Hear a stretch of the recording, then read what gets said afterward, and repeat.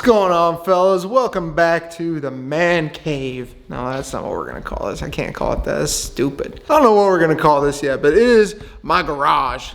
No, it's my detached garage. I don't know. It's going in a weird direction. Anyway, today, little weird. So, kind of have story time because some of y'all pointed this out, and I completely spaced addressing it in the last video. I no longer have the Supercharged S2000. That's right, I had it for about, it took me roughly 2, 3, 4 months maybe to get the blown engine swapped out, new engine put in, suspension, wheels, brakes, interior, new top, then the supercharger. I mean, that car was awesome. It was really, really awesome. But that is gone. That car is gone, and I'll tell you about that in a second. Today, what I am focusing on is really not too much. I want to remove this wall. This wall is critical to be removed. Needs to be removed for the two-car garage. This wall and this wall are not load-bearing.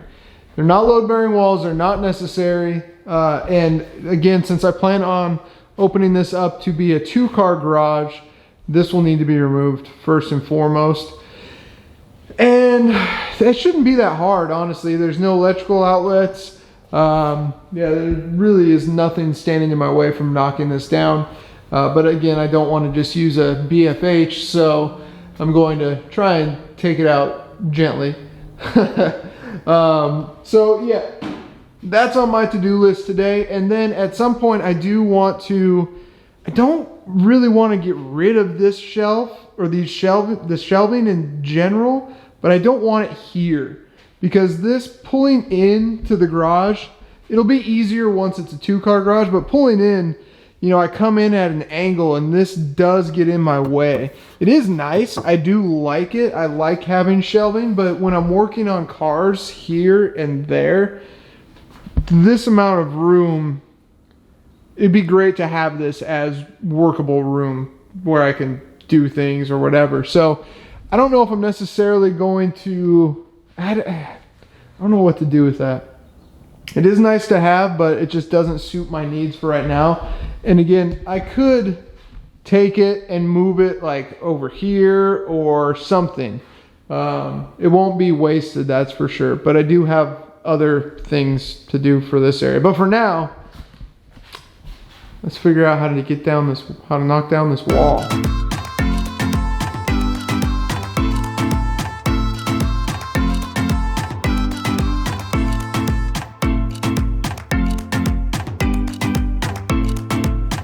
And just like that, wall is gone. You know, I didn't really record much of it because to be honest, there's not much to demolition, boys. Just BFH and start going to town. Nice. This looks good. I'm gonna have to paint in here. What should I paint? I was thinking all black just because, you know, man cave, but after thinking about that, pictures and stuff don't really end up very well.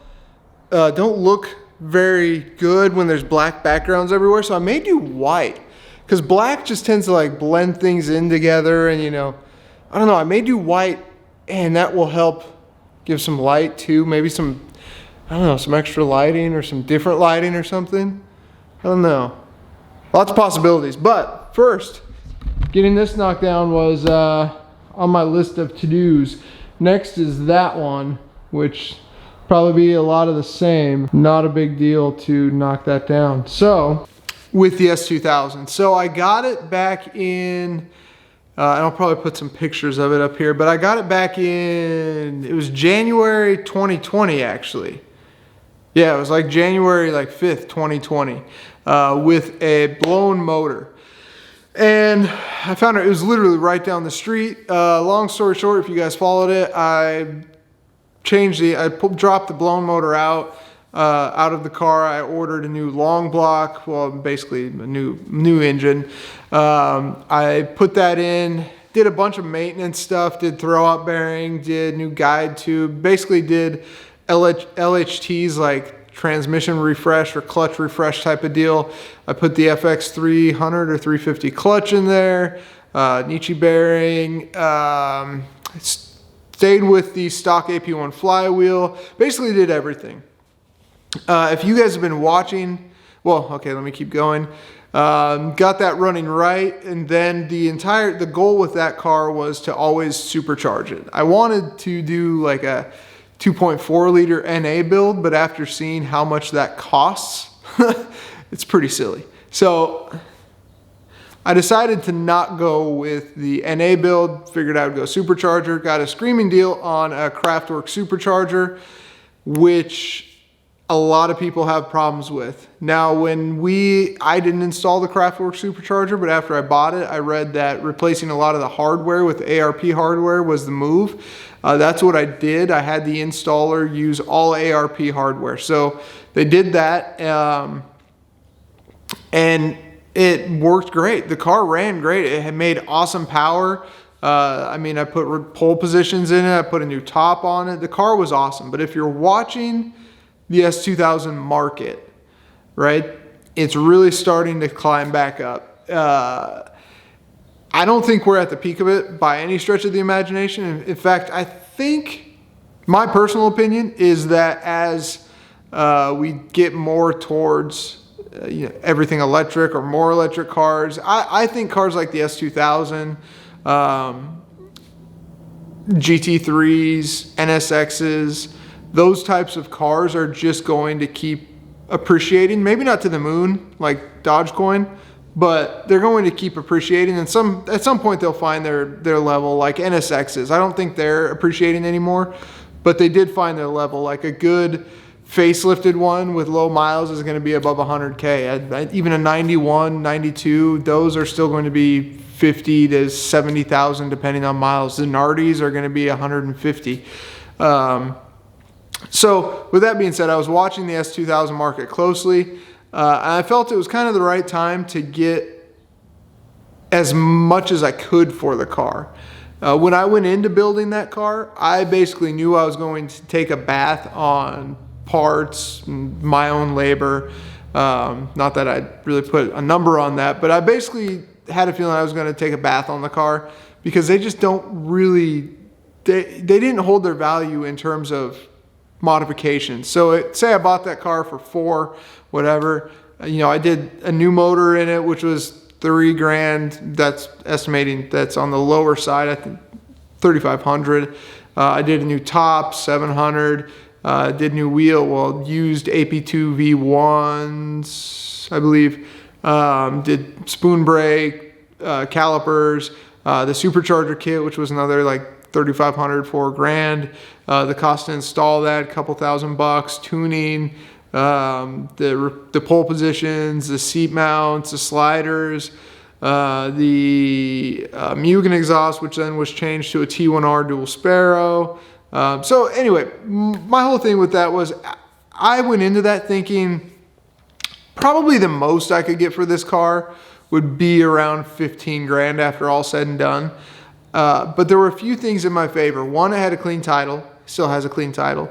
Two, the car sat for about 3 years because it was blown up. So it had under 100,000 miles, which was, it's a really good mileage marker for the S2000 to be under.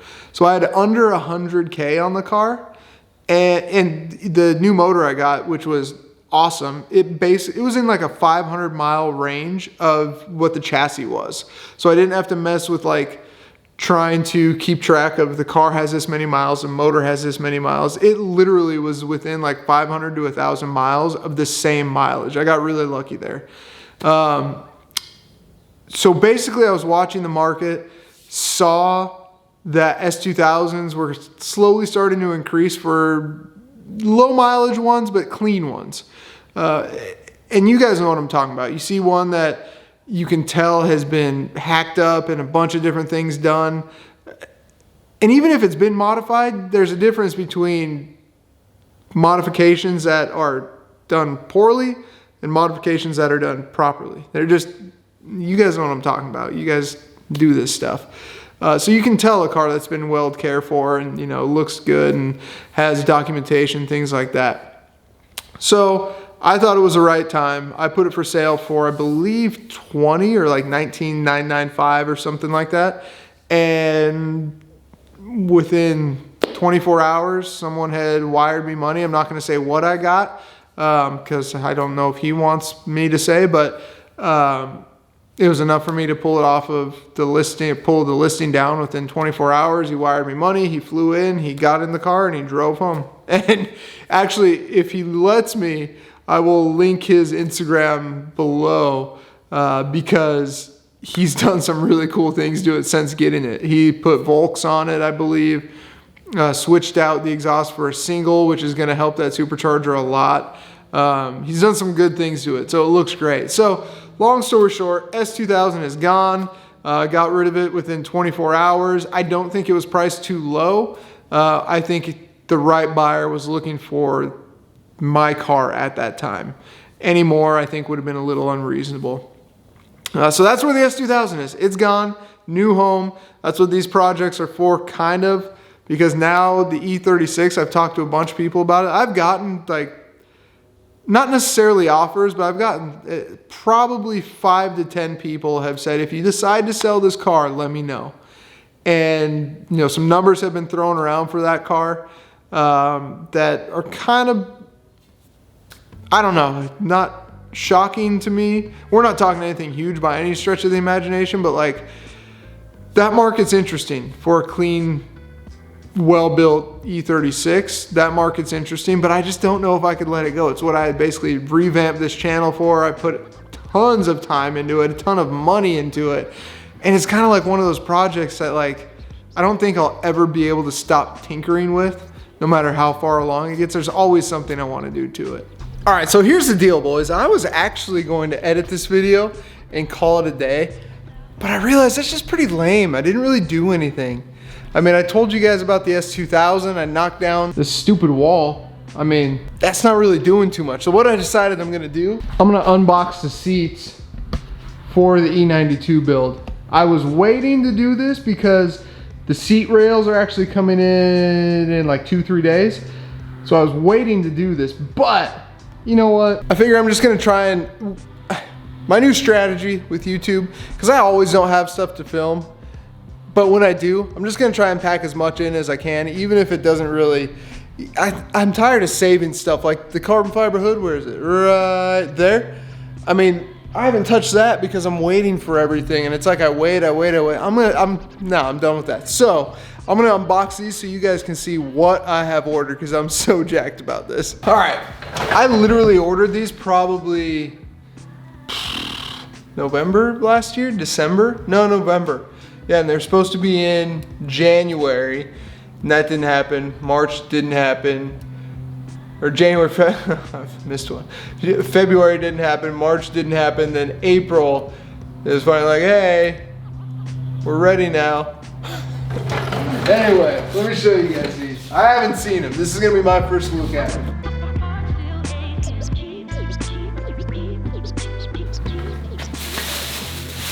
Oh, yes. Dude.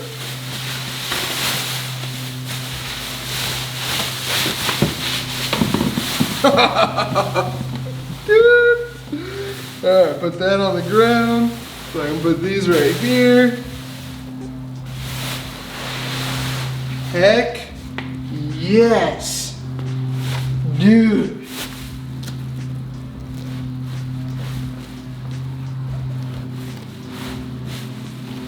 Oh, does this translate? Is this like, oh my gosh, what if I'm too fat? Oh, dude, these are great. These are like, these are better than the pole position. Well, pole positions are, these are awesome. Dude. So, here's what we got, boys. Set of OMP wrc-r's, custom made by OMP for a shop called Condor Speed Shop. Now, I ordered these, like I said, a long time ago, and these had to be custom made. But with the theme that I got going on in the car with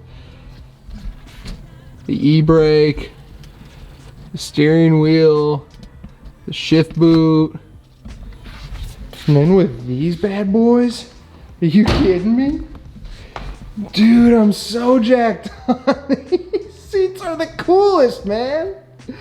Oh man, this is sick. A few people pointed out to me, a few people that are much smarter than myself pointed out to me that they said the rain or whatever this material or whatever this pattern is, they said it's like upside down in some form or fashion. Though I don't notice it.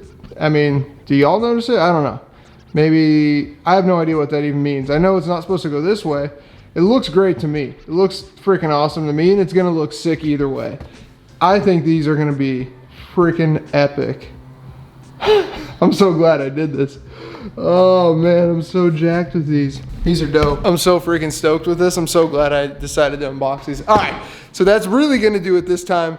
If you're new to the channel, guys, smash that subscribe. I do have a lot of stuff coming up, especially with the E92, but just a lot of things going on with the garage, with the E92, with the E36, ton of stuff going on. So smash that subscribe. I will see you on the next video. Peace.